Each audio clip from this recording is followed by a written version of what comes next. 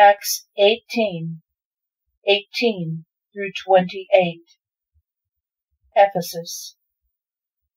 Paul stayed a while longer in Corinth, but then it was time to take leave of his friends.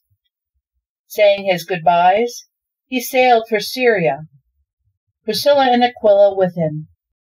Before boarding the ship in the harbor town of Cenchrea, he had his head shaved as part of a vow he had taken.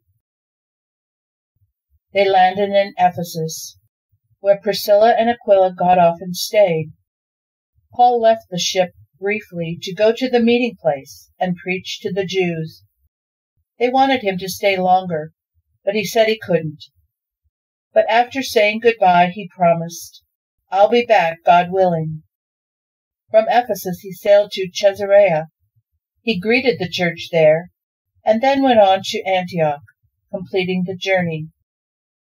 After spending a considerable time with the Antioch Christians, Paul set off again for Galatia and Phrygia, retracing his old tracks, one town after another, putting fresh heart into the disciples. A man named Apollos came to Ephesus.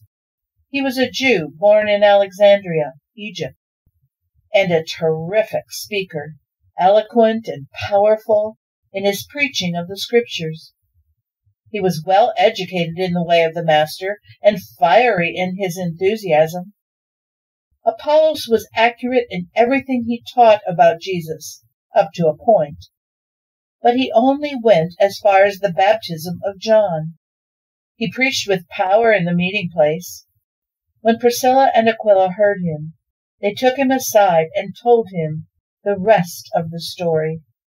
When Apollos decided to go on to Achaia province, his Ephesian friends gave their blessing and wrote a letter of recommendation for him, urging the disciples there to welcome him with open arms.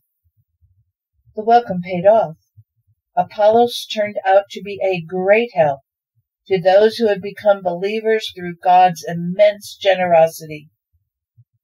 He was particularly effective in public debate with the Jews, as he brought out proof after convincing proof from the Scriptures that Jesus was in fact God's Messiah.